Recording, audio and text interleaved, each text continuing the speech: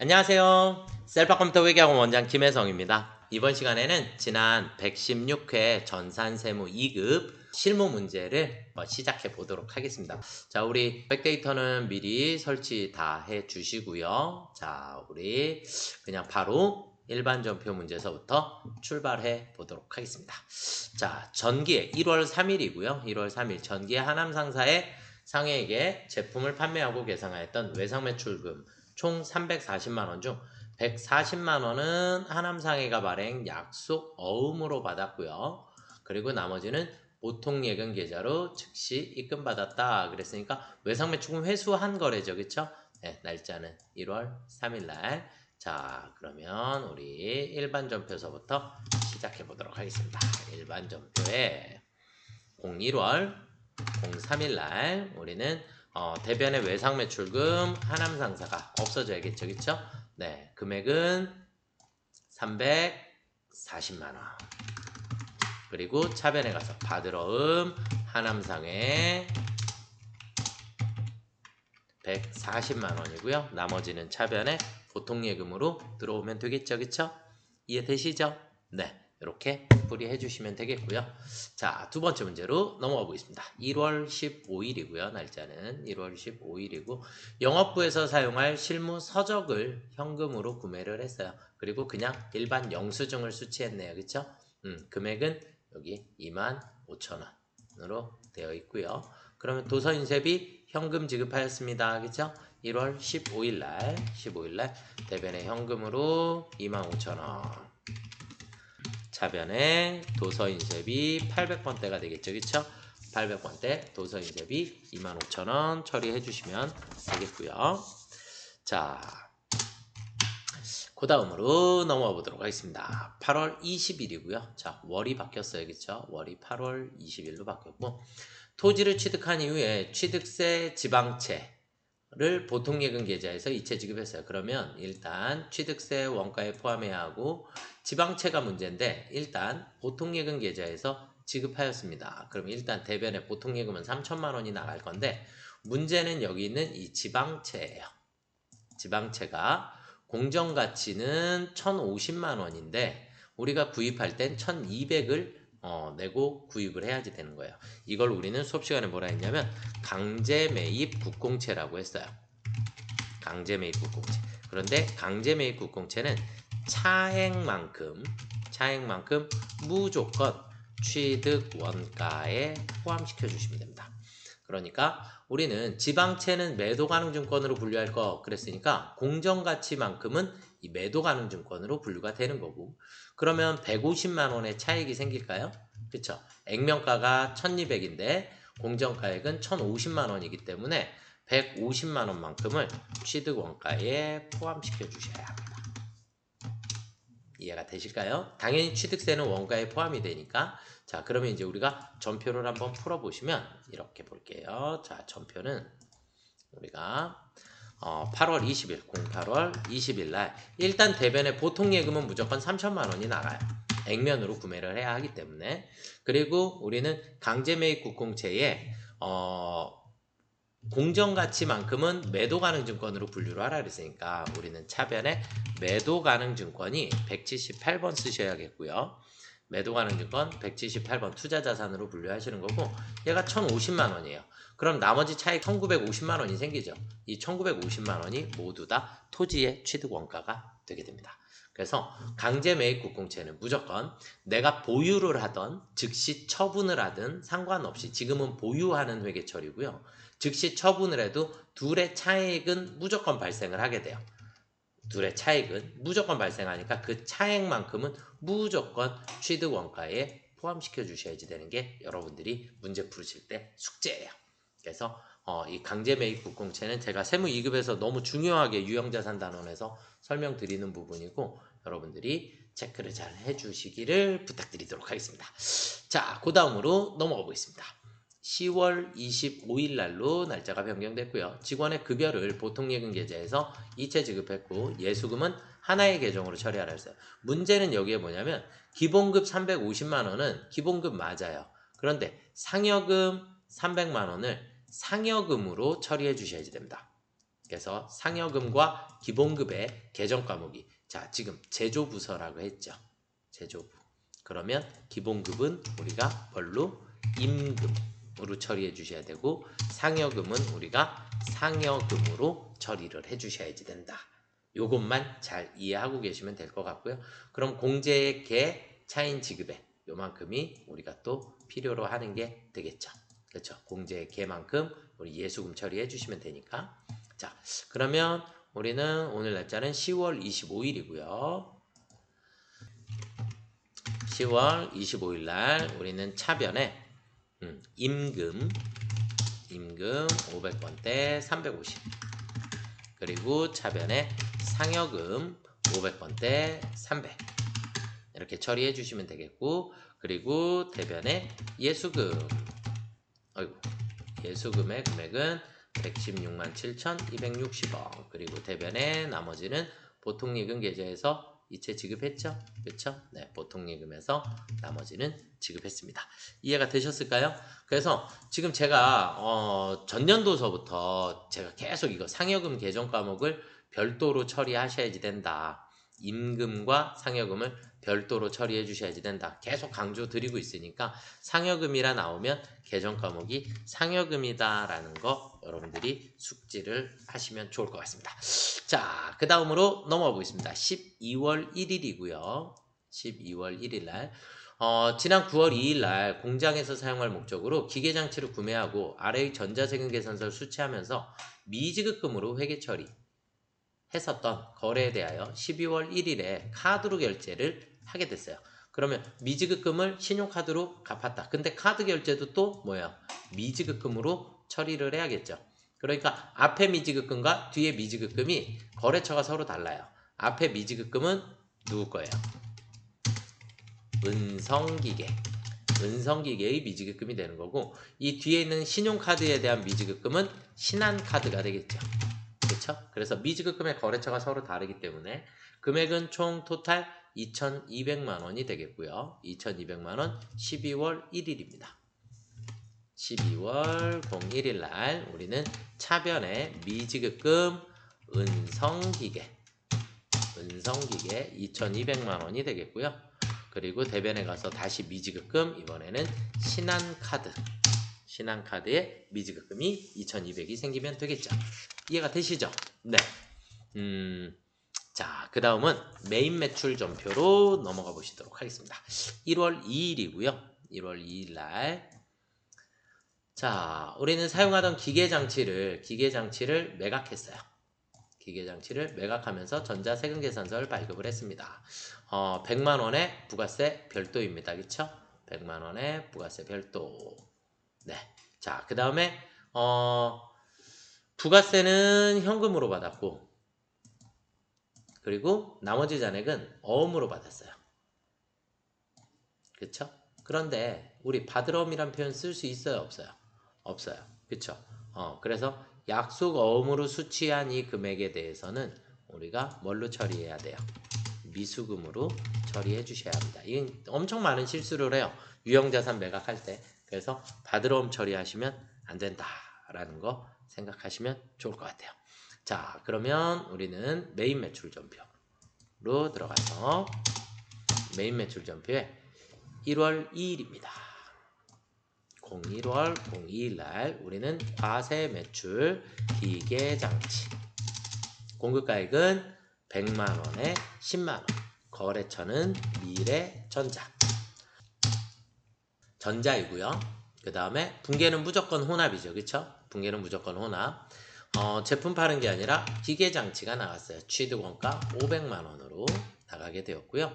자, 그 다음에 우리는 차변에 207 감가상각 누계액이 430만원이 있었고요. 그 다음에 저는 돈을 받아야 돼요. 110만원만큼. 그런데 부가세는 현금으로 받았다 그랬으니까 차변에 현금은 10만원 그리고 차변에 어음 미수금이죠. 미수금은 100만원. 우리가 받아야 되는 돈은 공급가액과 부가세의 합계액이니까. 그랬더니 대차차액이 30만원이 생겼네요. 그쵸? 30만원 생겼으니까 대변에 유형자산 처분 이익으로 처리를 해주시면 되겠죠? 그쵸? 네. 지금 이 문제는 알면서도 틀려요. 그래서 지금 계정 과목이 우리가 기계 장치를 사용하고 있기 때문에 반드시 미수금으로 처리해 주셔야지 되는. 자, 그 다음 문제로 넘어가 보겠습니다. 2월 12일입니다. 2월 12일 날 우리는 가공육 선물 세트를 구입하고 거래처 접대 목적으로 제공했대요. 그런데 여기에 전자 세금 계산서라고 되어 있나요? 그쵸? 네. 전자 세금 계산서로 수취했기 때문에 우리는 불공이죠. 그쵸? 접대비에 해당하는 거 불공. 그래서 710만 원만큼 2월 12일입니다. 맞죠? 네. 자, 그래서 매출 전표에 02월 12일 날 우리는 불공 매입이에요. 그래서 뭐 그냥 선물 뭐 아무거나 쓰셔도 돼요. 공급가액은 710만 원입니다. 거래처는 롯데, 백화점, 충동, 전자이고요. 그 다음에 불공제 사유는 4번 기업 업무 추진비 맞죠? 기업 업무 추진비 분계 유형은 혼합입니다. 대금 결제는 현금으로 했네요. 그쵸? 보통 예금 계좌에서 지급했군요. 보통 예금. 네, 이해가 되셨죠? 그래서 분계는 혼합으로 처리를 해주시면 되겠고 원재료 대신에 우리는 813번 기업 업무 추진비 그리고 대변에 보통 예금 빠져나가면 되겠죠. 이해가 되셨을까요? 네, 그래서 차이는 여기에서는 보통 예금 계좌에서 지급하였습니다. 이렇게 되어 있고 여기는 지금 현금의 금액이 들어와 있죠. 그쵸? 현금의 금액이 들어와 있고 그래서 우리는 문제에서 지시된 대로 처리해 주시면 되겠습니다.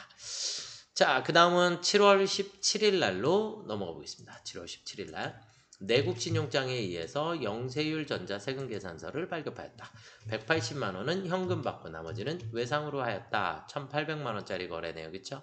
네, 그러면 우리는 7월 17일 날 우리는 영세 매출이 되겠죠. 그쵸? 영세 매출 제품 공급가액은 얼마예요? 1,800만 원. 거래처는 우리 봉산실업이 되겠고요. 전자고요. 그 다음에 영세율 구분은 무조건 3번이죠. 내국신용장 3번 외우셔야 합니다. 서류 번호는 생략하시고 분계는 혼합. 그리고 우리는 차변에 현금으로 180 그리고 차변에 나머지는 외상 매출금 처리해 주시면 되겠죠. 이해되시죠? 네. 자, 그 다음 문제로 한번 넘어가 보도록 하겠습니다. 8월 20일 하나로마트에 한우갈비 세트를 200만원 결제하고 현금 영수증을 수취하였다 그랬어요. 그럼 현금 영수증 수취했는데 부가가치세 면세 대상이다 그랬으니까 현면이 되겠죠. 그쵸? 이해가 되시죠? 네, 현면으로 처리해 주시면 되겠고 그다음 60만원은 복리후생 차원에서 공장 직원에게 제공하였고요. 나머지는 영업부 직원에게 제공하였습니다. 그쵸? 네. 자, 그럼 8월 20일 날 8월 20일 우리는 면세, 현금 면세. 그래서 62번입니다. 62번. 갈비를 샀고요. 200만 원입니다. 거래처는 하나로. 분계는 혼합이 되겠고요. 차변에 511번 복리후생비가 60만 원. 그리고 차변에 811번 복리후생비가 140만 원이 되겠죠. 그쵸? 그리고 대변에 가서 현금이 총 200만 원이 나가면 되겠죠. 이해되시죠? 네, 어려운 건 아니니까 네, 기본적인 문제에 해당하는 것 같고요. 자, 그 다음 문제로 한번 넘어가 보도록 하겠습니다. 자, 5월 10일 아래의 세금 계산서를 이기 예정 신고 시 누락하였다. 네, 누락분 이것도 우리 몇 번 풀어봤었는데, 그렇죠? 2024년 이기 확정 신고서에 반영되도록 입력 설정한다. 그랬어요. 그래서 세금 계산서를 우리가 공급 받았어요, 그렇죠? 네, 공급 받았고 원재료를 110만 원. 그럼 자, 날짜는 9월 10일입니다. 9월 10일. 자, 그래서 매입 매출 전표에 09월 10일 그러면 과세 매입 원재료에 해당하고 공급가액은 아까 얼마였죠? 100만 원이네요. 그쵸? 네. 100만 원에 10만 원. 거래처는 풍성 철강. 전자는 아니에요. 그쵸? 그래서 전자는 체크하시면 안 되겠고 대금 결제는 다 외상입니다. 그럼 외상으로 처리해 주시면 아래 분계가 다 끝났죠. 그쵸? 분계가 다 끝났으니까 다 일단 끝내놓고 다시 위로 올라가셔서 얘에서 아까 마무리를 안 지면 여기에 예정 누락분을 반영을 하실 수가 없어요. 그래서 다 입력을 완료한 다음에 우리가 이렇게 전표 여기에서 여기 있는 상태에서는 얘가 선택이 안 돼요.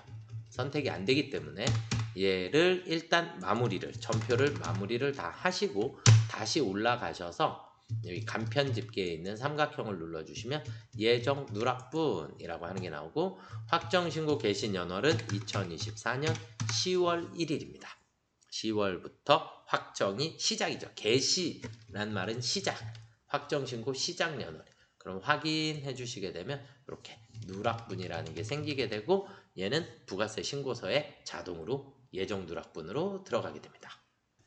자, 그 다음으로 한번 넘어가 보시도록 하겠습니다. 이번에는 부가세 신고서를 작성하시오 그랬어요. 부가세 신고서를. 자, 그러면 우리 부가가치세 신고서로 한번 들어가 보겠습니다. 부가세 신고서 들어가셔서 자, 일기 확정이라 그랬어요. 그러면 4월부터 6월까지로 들어가시면 이렇게 깨끗한 부가세 신고서가 나오죠. 그렇죠? 네.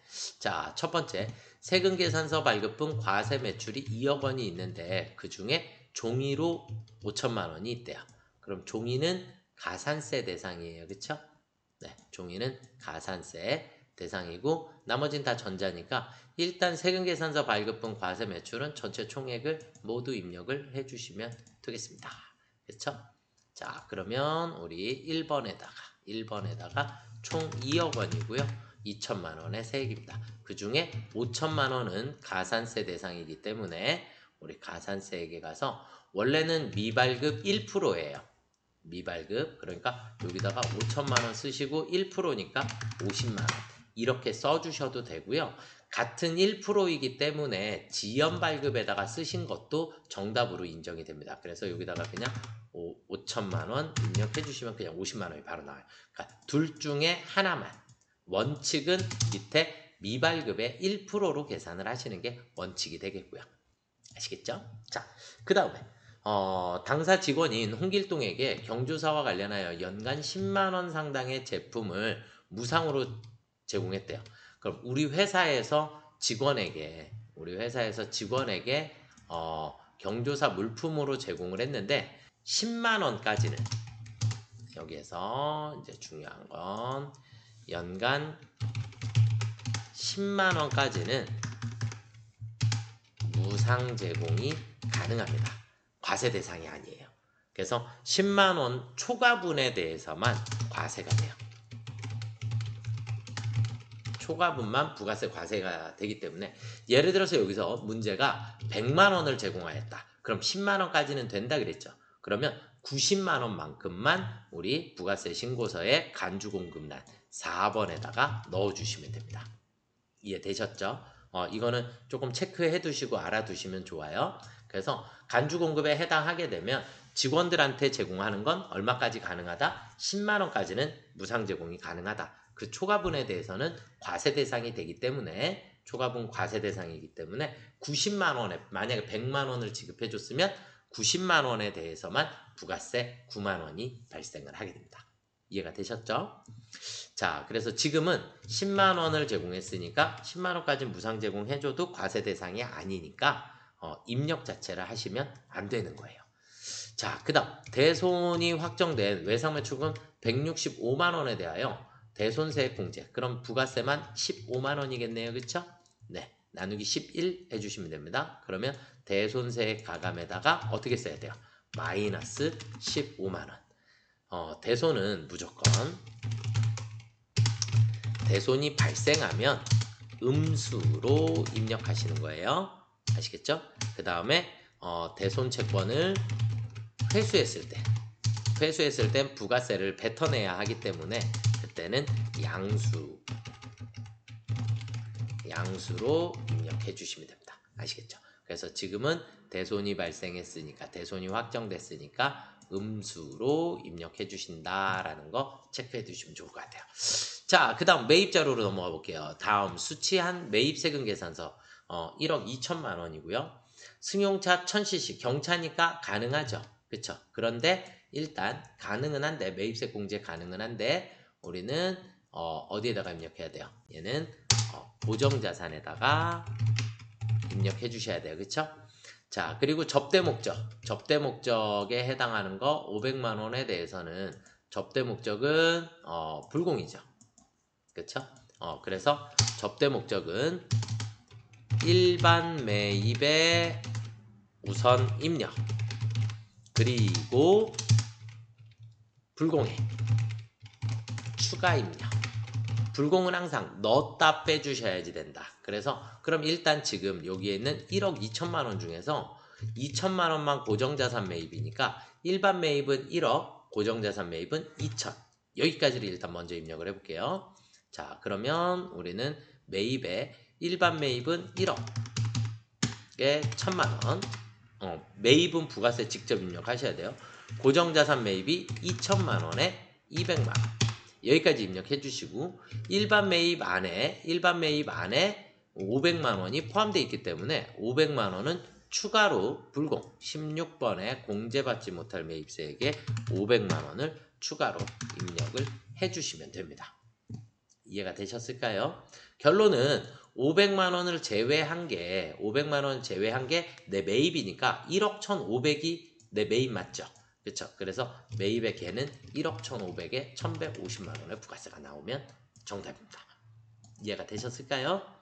자, 그 다음에 아래 자료는 무시하고 제시된 자료만 입력한다. 홈택스에서 전자적인 방법으로 부가세 신고를 직접 한다. 그랬으니까 전자신고 세액공제 하셔야죠. 그렇죠? 요 바로 밑에 54번 전자신고 세액공제 10,000원 넣어주시면 되겠고요. 이해가 되셨을까요? 나머지는 생략하라 그랬으니까 네, 저는 지금 얼마나 왔냐면 최종 납부세액은 884만 원이 나왔네요. 이해가 되셨을까요? 네, 여기까지 반드시 저장하셔야 채점이 됩니다. 이해되셨나요? 네, 자 그래서 우리가 몇 가지 다시 살펴보시면 자사 제품을 직원들에게 줬을 때 그때는 10만 원까지는 우리가 괜찮다. 요거 한 가지 잘 체크해 두시면 좋을 것 같아요. 자, 그 다음으로 넘어가 보도록 하겠습니다. 그 다음으로 넘어가서 보시면 2기 확정 시 대손 관련 자료이다. 대손세액 공제 신고서를 작성하시오 그랬어요.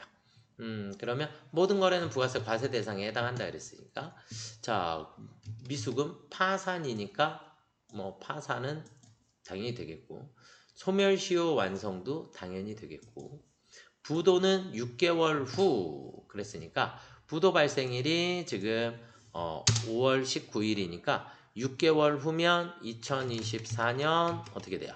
11월 그 다음에 6개월 후 다음 날 20일이 대손 확정일이 됩니다.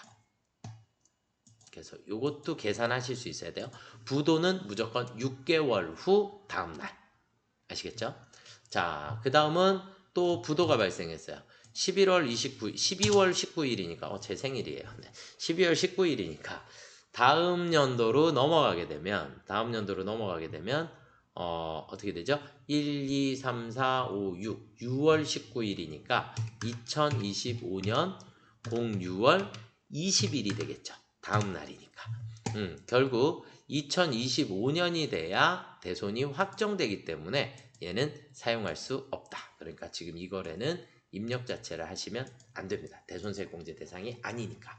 그러면 하나, 둘, 세 개만 우리가 입력해 주시면 되겠죠? 그렇죠? 네. 자, 그러면 우리가 대손세 공제 신고서로 들어가셔서 우리는 지금 2기 확정이죠. 그렇죠?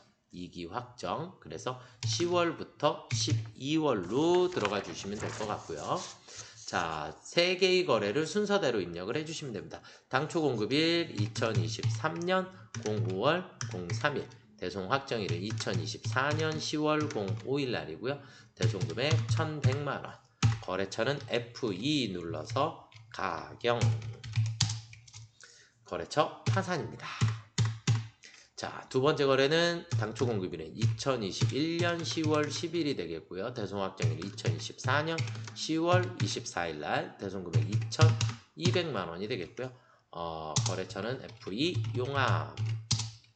이번에는 소멸시효 완성 6번으로 처리해 주시면 되겠고요. 자, 그 다음은 받으러음 당초 공급일은 2024년 04월 08일이 되겠고요. 대손 확정일은 2024년 11월 20일. 대손 금액은 1,650만 원이 되겠고요. 거래처는 FE 개신. 얘는 부도 후 6개월 경과 5번으로 넣어주시면 되겠죠. 여기까지 입력해 주시면 저장 정답이 되겠습니다. 이해가 되셨을까요? 네, 그래서 450만 원만큼의 대손세 공제를 받을 수 있게 됩니다. 자, 그 다음으로 넘어가 보겠습니다. 그 다음은 결산입니다. 결산. 그러면 부가세 확정 신고 내역은 다음과 같다. 이렇게 되어 있고요. 부가세를 어쨌든 부가세를 정리하시오. 무조건 반대쪽으로 사라지게 됩니다. 이건 그냥 분계를 제가 외우시라고 했는데. 네. 자, 그래서 12월 31일 날 우리는 차변에 부가세 예수금 1,250만 원, 대변에 부가세 대급금 950만 원, 그리고 가산세는 차변에 817번 세금과물가 24만 원, 그 다음에 전자신고세액 공제는 대변에 자비이익 만원입니다. 그리고 플러스로 나왔으면 우리가 추가로 더 납부해야 할 세액이 생긴 거기 때문에 대변에 미지급 세금이 323만 원 처리해 주시면 되겠죠. 이거는 그냥 분계가 정해져 있습니다. 그냥 아시겠죠? 그래서 그대로 분계를 해주시면 됩니다. 이걸 그냥 아예 틀로 암기하시는 것을 추천드리겠습니다. 자, 그 다음으로 넘어가 보겠습니다. 매도 가능 증권이 나왔습니다. 결산에서. 네, 완전 땡큐죠. 여러분들 아직도 어려우실까요?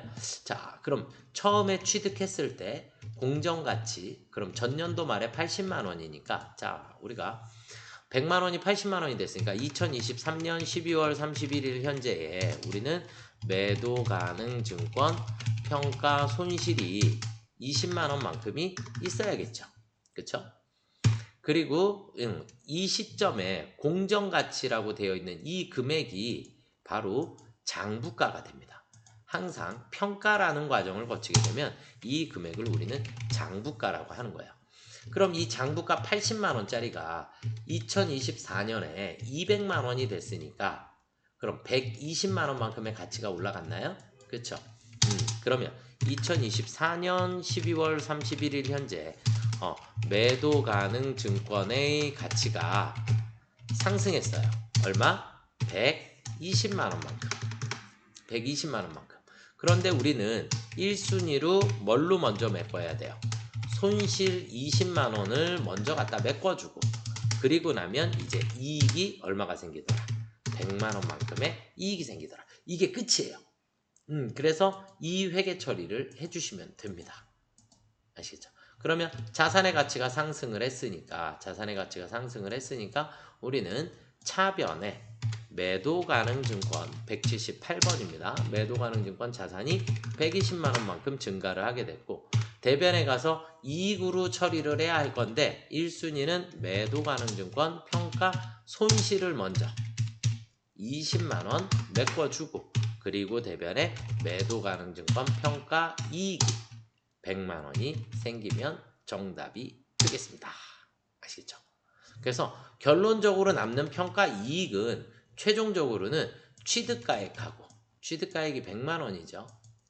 취득가액하고 마지막 공정가치하고 이 차액만큼이 평가 이익이 남아있으면 정답이에요. 무조건 취득원가는 변하는 게 아니기 때문에. 이해가 되셨을까요? 네.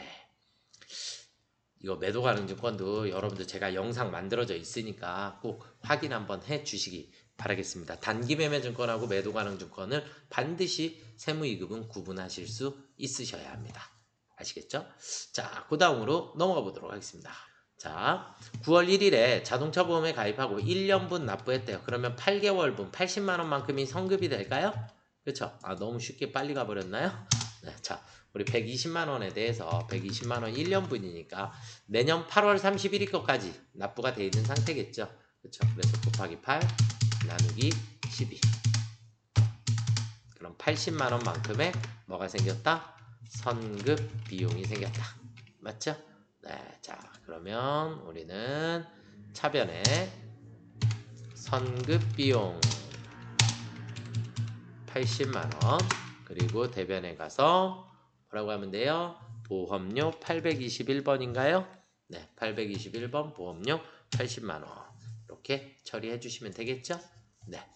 자, 그 다음은 사채예요. 사채 나와 있는데 이거 사채도 제가 여러분들이 꼭 반드시 알아두셨으면 좋겠다 해서 사채도 짧고 굵게 정리를 조금 많이 해드렸는데 자, 일단 사채가 액면이 1000만 원이에요. 액면이 1000만 원이고 발행가액이 1078만 7300원입니다. 발행가액이. 그러면 우리는 할증 발행되었다. 맞나요? 할증 발행되었다 라는 개념이고 할증 발행 시 우리는 분계가 할증 발행을 하게 되면 일단 대변에는 이자는 돈이 나갈 거예요. 돈이 나갈 거고 그 다음에 차변에 이자 비용이 생겨야 되겠죠. 그렇죠? 그리고 할증 발행 차금은 원래 대변에 있었던 거기 때문에 차변에 사채 할증 발행 차금이 생겨야 합니다. 그런데 우리가 지급해야 하는 돈은 보통예금 계좌에서 지급하고 있다 그랬으니까 여기를 그냥 보통예금이라고 쓸게요. 보통예금은 무조건 어떻게 계산해요? 자, 이자 지급액은 그러니까 지급액이 돈이죠. 돈. 그러면 액면 곱하기 액면 이자율 계산해 주시면 되겠고 이자 비용은 유효 이자율법으로 계산해야 하기 때문에 사채의 장부가 곱하기 시장 이자율로 계산해 주시면 됩니다. 이해가 되셨을까요? 자, 그러면 액면 1000만 원에 대해서 곱하기 액면 이자율 10%. 그러면 우리는 100만 원만큼이 나오겠죠. 그렇죠? 네, 그럼 보통 예금의 금액은 100만 원입니다. 이해가 되셨을까요? 보통 예금의 금액은 100만 원. 끝났고 사채의 장부금액에 대해서 그럼 장부금액은 최초는 발행가가 내 장부가죠. 그렇죠? 그래서 1078만 7,300원에 대해서 곱하기 7%를 계산을 해주시게 되면 잠시만요. 자 우리 계산기를 띄워서 합시다. 우리는 1078만 7,300원 곱하기 7% 0.07 그랬더니 75만 5,111원이 나왔어요. 그런데 여기에서 문제 뭐라 했냐면 원단위 이하는 절사할 거. 저는 이것 때문에 조금 해답지가 조금 이상하지 않나. 그래서 원단위 이하는 절사라 그랬으니까 여기가 원단이거든요. 그러면 얘를 절사해라 라는 얘기거든요. 이하니까 얘를 포함하는 거니까. 그럼 결국 얼마예요? 75만 5,110원이 우리가 말하는 이자 비용이 되게 돼요. 이자 비용의 금액. 그럼 양쪽의 합은 서로 같아야 하니까 우리는 나머지 금액이 얼마예요? 나머지 금액이 24만 4,890원이 될까요? 그렇죠? 24만 4,890원만큼이 우리 사채 할증 발행 차금 상각액이 됩니다. 그래서 지금 요거 사채에 대한 회계 처리는 여러분들이 반드시 조금 암기를 해주시면 좋을 것 같아요. 그리고 만약에 세무 1급까지 공부를 하시겠다. 그럼 세무 1급에서는 엄청 중요하게 설명드려요. 이걸 왜냐면 여러분들이 직접 다 발행가도 계산하셔야지 되고 이자도 다 여러분들이 직접 계산을 하셔야 하기 때문에 그래서 여러분들이 반드시 조금 알아두시면 좋겠다라고 생각을 합니다. 그래서 자, 이자 비용은 무조건 사채의 장부가에 시장 이자율을 곱해 주시면 된다. 이렇게 해서 암기를 좀 부탁드리겠습니다. 이자 지급액 돈은 우리가 액면가에 액면 이자율로 곱하면 된다. 이렇게 보시면 되겠고요. 자, 그러면 일반 전표에 입력을 한번 해볼까요? 차변에 이자 비용, 그리고 대변에 가서 보통예금 통장에서 나가는 건 100만원, 그리고 차변에 사채 할까지 쳐야 할증 발행 차금이 나오겠죠. 그렇죠? 여기까지 처리해 주시면 정답이다 라고 보시면 될 것 같아요. 이해가 되셨을까요? 네. 자, 그 다음은 유형자산 명세서이다. 유형자산만 있다고 가정하고 감가상각 관련된 회계 처리를 하셔. 감가상각 회계 처리하라 그랬으니까 이거 마지막 문제인가요? 그쵸? 결산의 마지막 문제니까 우리 얘를 결산자료 입력으로 들어가 보도록 하겠습니다. 왜냐면 감가상각액이 다 계산이 돼서 나와 있죠. 나와 있으니까. 대신에 여기는 제조부, 그쵸? 여기는 영업부.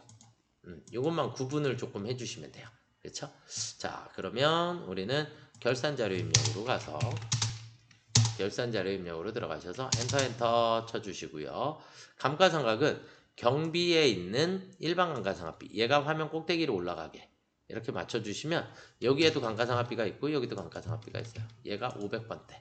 자, 그럼 500번대부터 먼저 건물, 공장 건물에 1000만원, 그리고 기계장치 예 800만원 이렇게 감가상각 해주시면 되겠죠. 그 다음에 이제 800번대 감가상각비에 차량 운반구 700만원, 그리고 비품이 300만원 넣어주시고 전표 추가 눌러주시면 정답입니다. 이해가 되셨을까요? 네, 여기까지 처리해 주시고 결산분계 완료까지 나온 거 확인해 주시고 네, 마무리하시면 됩니다. 자, 그 다음은 다음 자료를 바탕으로 내국인이며 거주자인 생산직 직원 임한하라 그랬어요.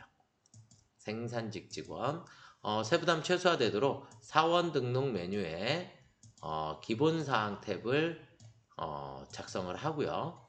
9월분 급여 자료를 입력하라 그랬어요. 그쵸? 자, 그러면 생산직 연장근로 비과세 전년도 총급여액 보수월에 요만큼을 사원 등록에 얘네들은 꼭 입력을 해라 이 얘기예요.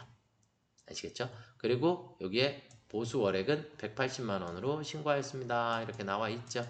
그렇죠? 나와 있으니까 자, 사원 등록이라는 곳으로 먼저 한번 가보도록 하겠습니다. 사원 등록 네, 들어가 보시면 지금 임하나 나와 있나요? 네, 임하나 나와 있고 주민번호는 뭐 당연히 다 돼 있을 거고 생산직 여기서부터요. 연장근로비과세 직전연도 총급여액 나와 있나요? 여기 있다. 그쵸? 전년도 총급여액 2,700만원입니다. 2,700만원. 그 다음에 국민연금 보수월액 아까 봤었죠? 180만원. 그래서 4대 보험료 보수월액은 180만원, 180만원, 180만원. 이렇게 입력해 주시면 되겠고요. 아시겠죠? 그러면 자, 우리가 생산직 연장근로 전년도 총급여액 보수월액 3개 입력이 끝났죠. 여기에서 생산직 연장근로 전년도 총급여액 보수월액까지 입력이 끝났고요. 자, 그 다음은 이제 급여자료 입력이에요. 급여자료 입력. 그래서 9월분의 급여가 되겠고요. 9월분의 급여가 되겠고 급여 지급일은 매월 말일이며 이렇게 되어 있네요. 그렇죠? 그래서 9월분의 급여를 말일날 9월 30일날 지급하도록. 자, 그러면 우리 급여자료 입력으로 가보도록 하겠습니다. 급여자료 입력에 가시면 먼저 항상 뭐부터 해요? 수당공제부터. 그래서 수당공제 등록하실 건데 기본급 있고 상여가 없나요? 네, 부.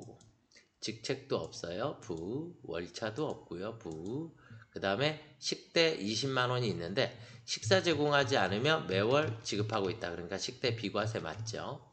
자가운전 보조금은 없어요. 부. 그 다음에 야간근로수당, 생산직, 야간근로수당은 건드리는 거 아니에요. 아시겠죠?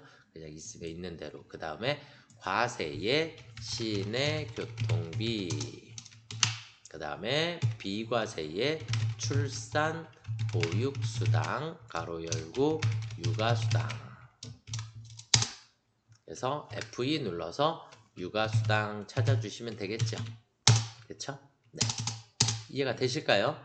선생님 이거 비과세 과세 어떻게 알아요? 시내 교통비는 당연히 과세예요. 그런데 만약에 얘를 비과세라고 했다.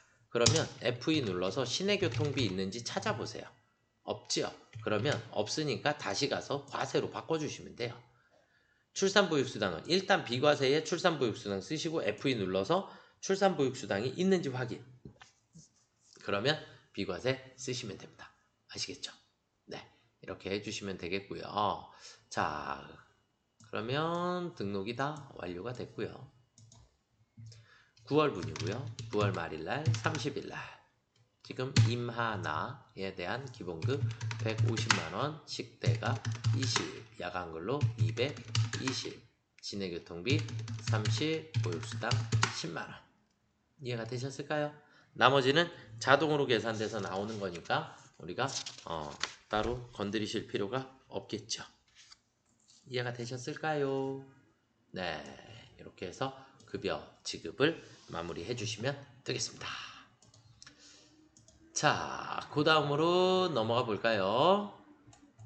자, 퇴사자예요. 퇴사자. 우미영 사원이 퇴사를 했어요. 3월분 급여 자료이고요. 그래서 퇴사일은 3월 31일이고 3월 급여는 4월 5일에 지급하였다. 그래서 퇴사일은 사원 등록 메뉴에 반드시 퇴사연월일을 입력하도록 되어 있습니다. 아시겠죠?